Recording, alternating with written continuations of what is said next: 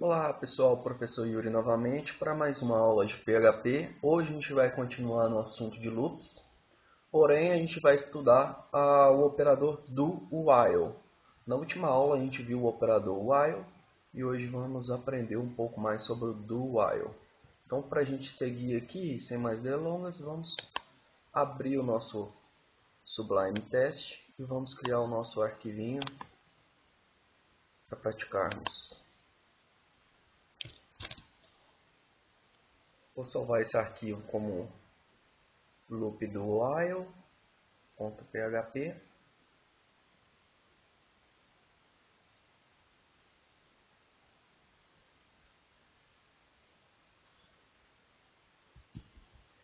PHP loop do while.php.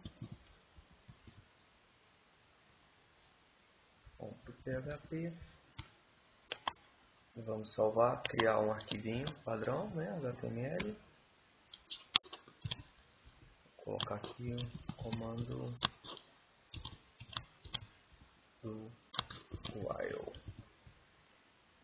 Aqui no nosso body a gente vai criar um arquivinho PHP simples.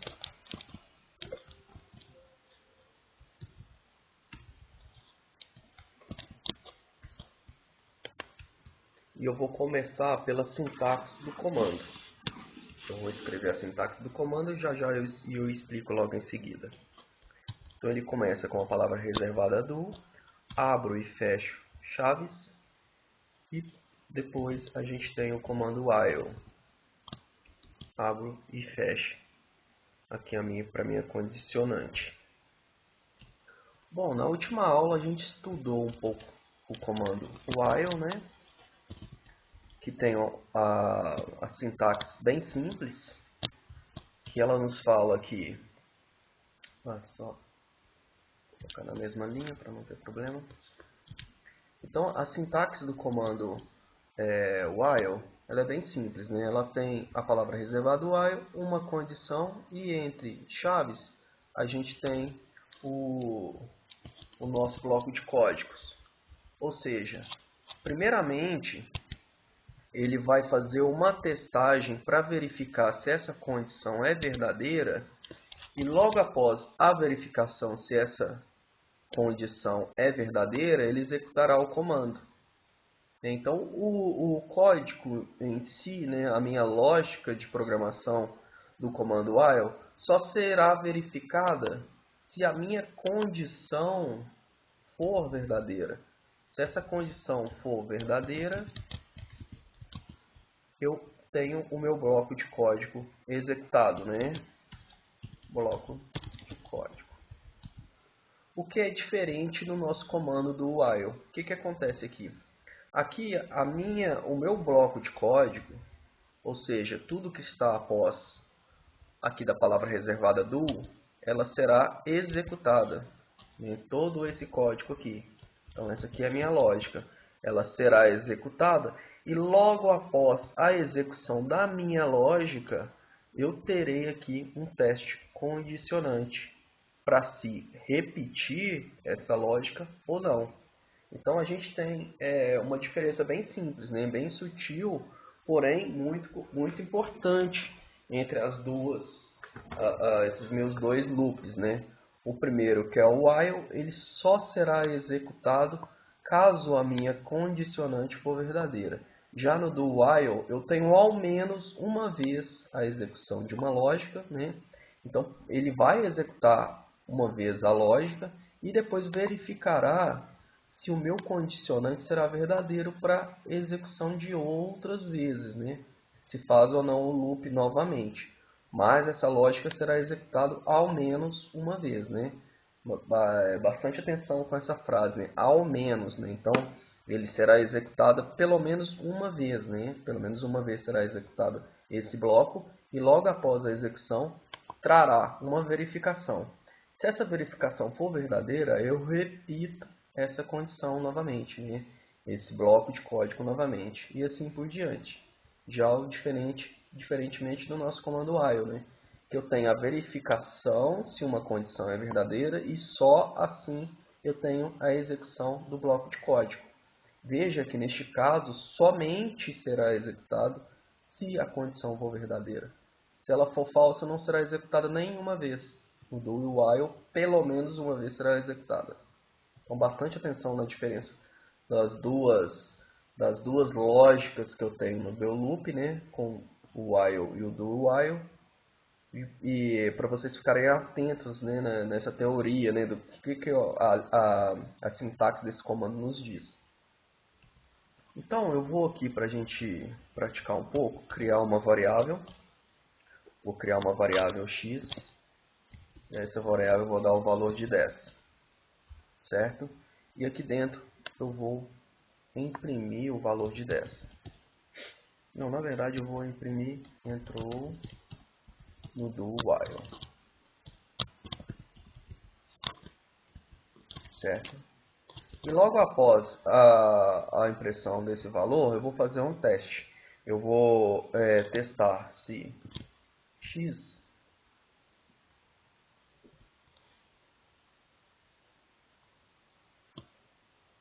é menor do que 10. Então veja que ele executará esse teste de comando e logo após verificará se x é menor do que 10. E vamos fazer o mesmo teste com o comando while.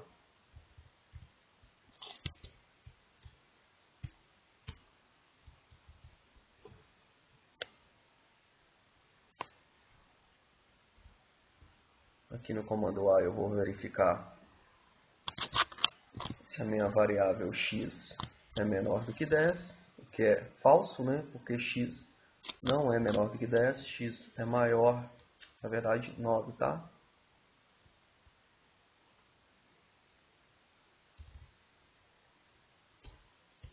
Se x é menor do que 9, né? E se isso for verdadeiro, eu vou imprimir em tela que entrou no comando while. Então, pessoal, aqui a gente tem uma diferença bem, né, prática se verificar a execução desse código. No primeiro trecho aqui, no comando do while, eu imprimirei em tela, né, este textinho e logo após verificarei se x é menor do que 9. Como x é maior do que 9, ele não executará de novo esse trecho de código. Ele parará por aqui. Já olha a diferença do comando while. Eu vou primeiramente verificar se x é maior do que 9. Se x é menor do que 9, né? X é maior do que 9, então eu não imprimirei nada, né? Eu não entrarei nesse trecho de código, porque o comando while ele só entrará no trecho de código caso este comando for verdadeiro. Neste caso é falso, né? Isso aqui é falso, então ele nunca entrará nesse trecho de código. Então vamos salvar isso aqui. Vamos entrar no nosso navegador, no nosso localhost.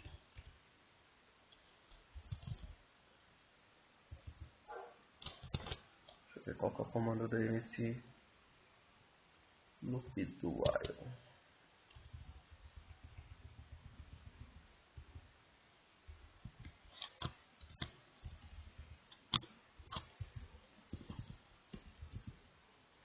.php.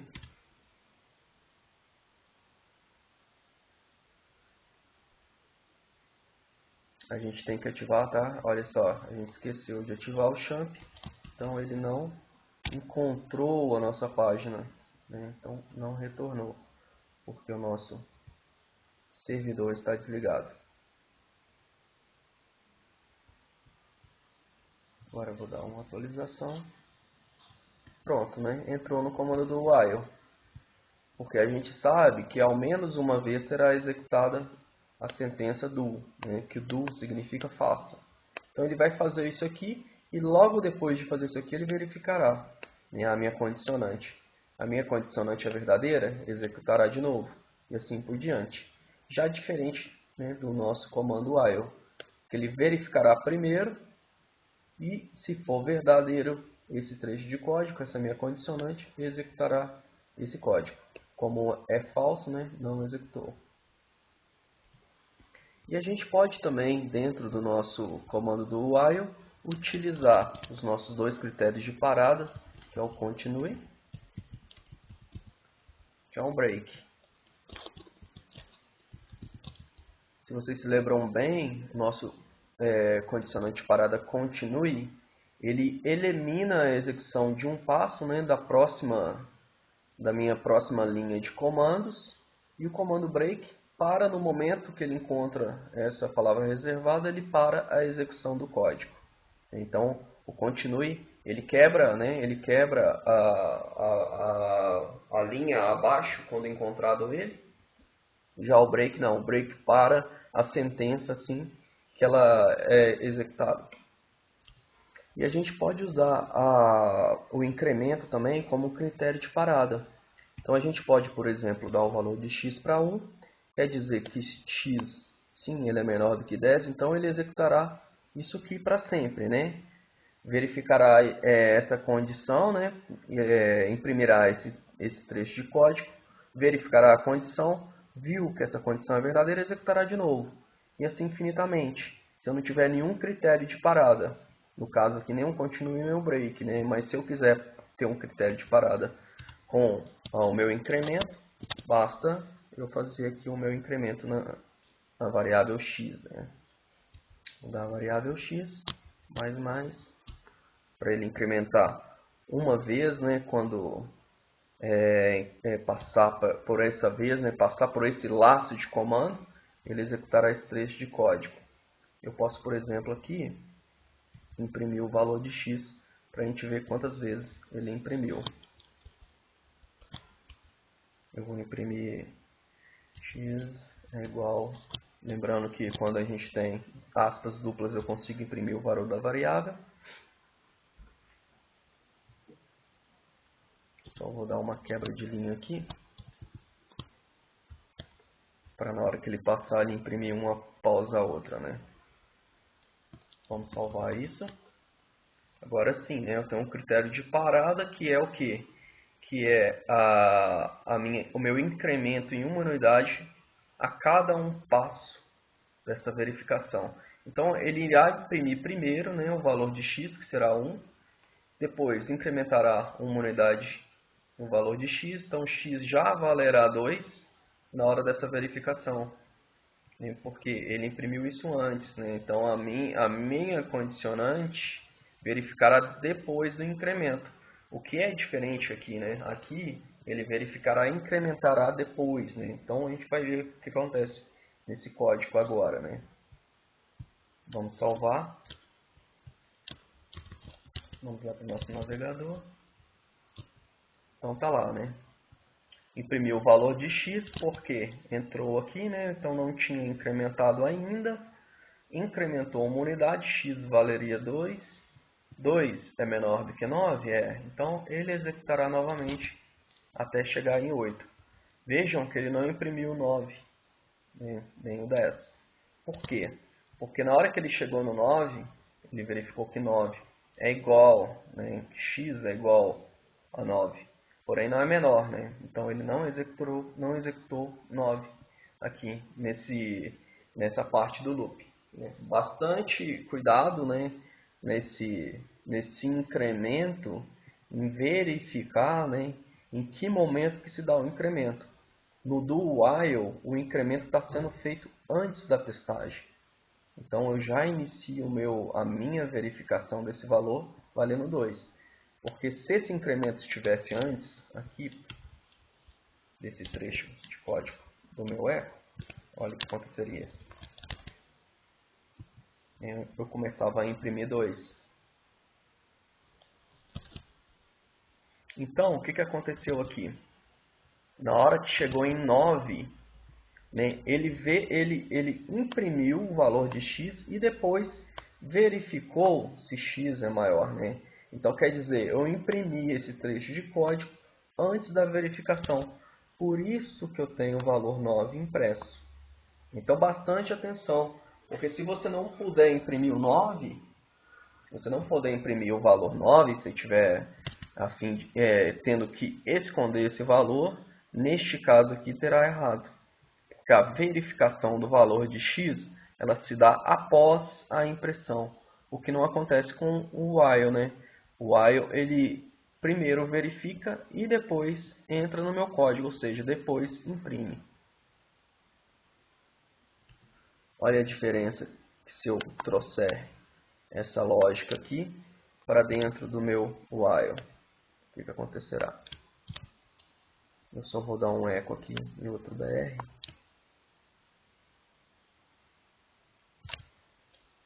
Não vou deixar assim, só para a gente ver. Então aqui ele verificará se x é menor do que 9. Eu vou deixar esse trecho aqui após a impressão.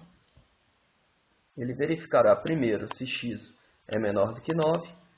Né? X é menor do que 9. Ele executará esse aqui até o x valer 9. E na hora que valer 9, ele não entrará mais nesse trecho de código. Para vocês verem a diferença que eu tenho aqui.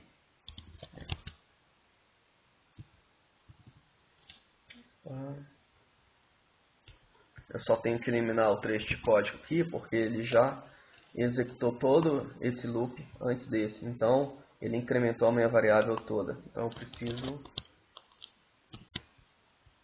eliminar esse pedaço de código aqui. Agora sim. Olha a diferença. Então, ele não imprimiu o 9, certo? E começou do 1. Né? Por quê? O meu incremento está após a impressão e a minha verificação ela é antes do meu loop, né? Antes de entrar no meu código. Por mais que eu coloque o meu incremento aqui em cima, o que mudará é só a primeira impressão. Olha só. A primeira impressão começou com 2. E a gente teve o 9 impresso. Por quê? Na hora que o x vale 8, ele verificou que x é menor do que 9. Né? Fez o incremento e imprimiu o valor de 9. Porém, esse valor não foi testado, né? Porque ele será testado a partir do momento que ele passar um loop a mais. Né? Então, na hora que valer 8, essa sentença será verdadeira. Ele incrementará uma unidade em 8, então x valerá 9, e imprimirá o valor de 9. Porém, 9 não foi testado. Ele somente será testado na próxima verificação do loop. Aí ele não entrará mais no meu trecho de código. Então vamos abrir aqui novamente. Então essa é a sintaxe do nosso comando do while. Espero que vocês tenham entendido e ver o tanto que é importante a disposição tanto do nosso critério de parada como da impressão dos valores, né, ou da execução da minha lógica. E sem mais delongas, a gente vai aprender sobre o comando for. Então verifique que aqui a gente tem a diferença entre os dois comandos do while. Pratiquem mais e verifiquem o funcionamento desse condicionante, desse loop. Então, para a gente estudar o comando for, vamos abrir outro documento. Vou chamar esse de PHP loop for.php. Nós vamos criar um documento HTML novo. Vou chamar ele de loop for. A gente vai aqui criar um documento PHP, uma estrutura de codificação PHP. Então, como na outra, eu vou escrever a sintaxe do comando e depois explicarei melhor. Para entender bem o comando for, eu vou aqui acrescentar os nossos sintaxes do comando while e do while, só para a gente entender a diferença. Então, eu tenho o comando while, seguido de uma condição, e aqui eu tenho a minha lógica do programa, né? A lógica e o critério de paradas. Lógica e o critério de parada. No comando do while, a gente tem a palavra reservada do, eu tenho a minha lógica, o meu critério de parada, e logo após a execução de ao menos uma vez, eu tenho o meu condicionante while, seguido da sua condição, certo?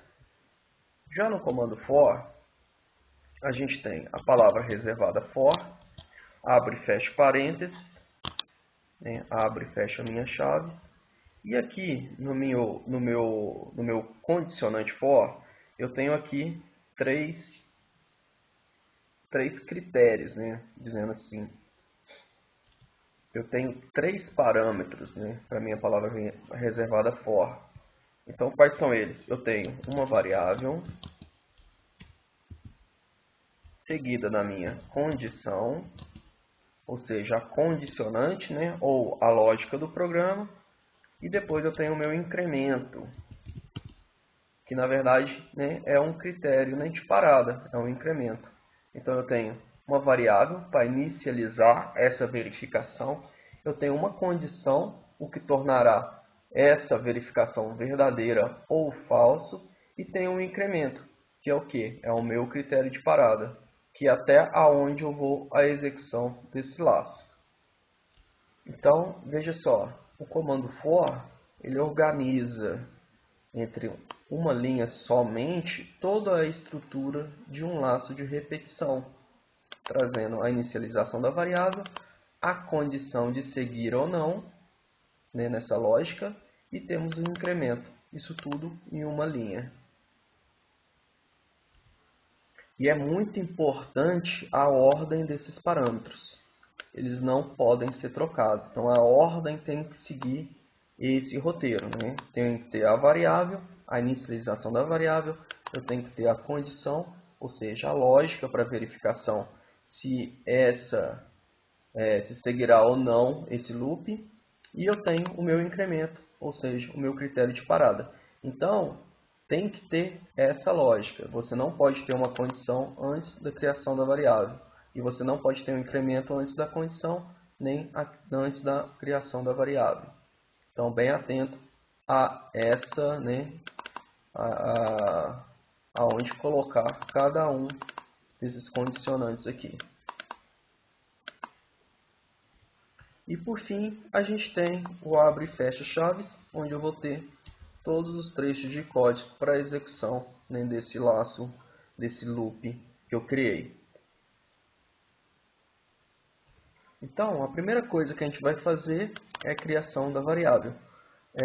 Aqui no nosso comando while e no do while, eu criava a minha variável fora do contexto do meu código, ou seja, da minha lógica de repetição.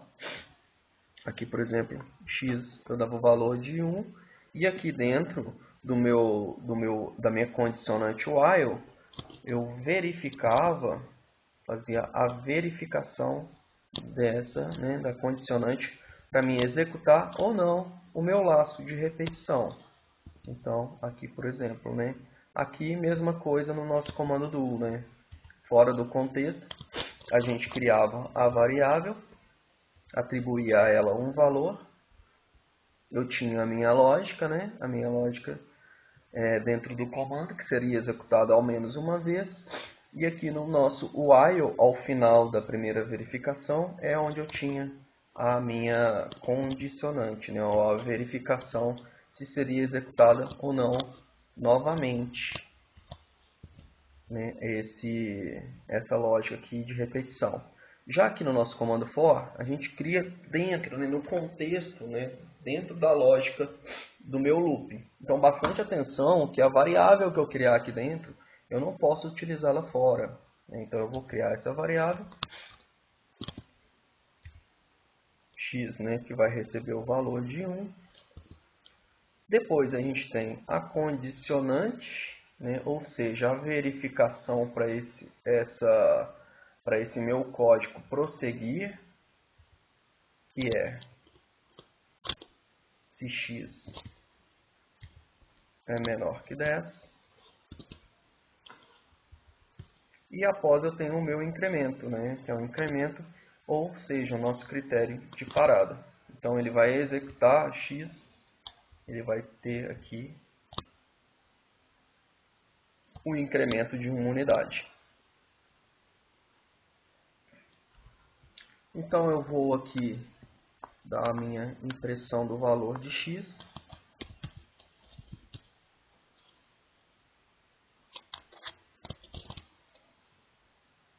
Vou imprimir o valor de x. E vou dar uma quebra de linha também, só para a gente poder verificar em linhas diferentes a execução desse código. Aqui também é ponto e vírgula, tá, pessoal? Então eu vou salvar esse meu código. Vamos lá no nosso navegador. Agora o loop é for, né? A gente mudou, criou um novo arquivo. Então tá lá. Então a execução foi correta, né? Ele entrou na primeira verificação, viu que x valia 1, imprimiu o valor de x e entrou, né, no nosso loop, incrementando em uma unidade o valor de x, até que x, né, foi incrementado e o valor de 10 foi aqui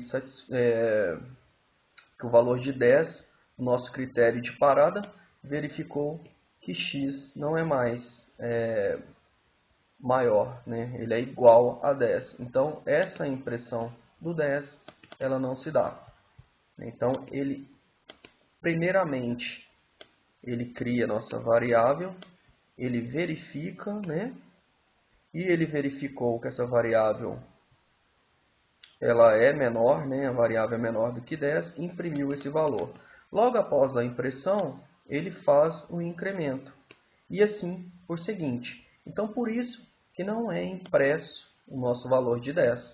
Porque ele faz esse incremento no momento que você dá um pulo no laço. Então, a gente tem a execução do comando com o valor de 1, acrescentando uma unidade até a gente chegar em 9.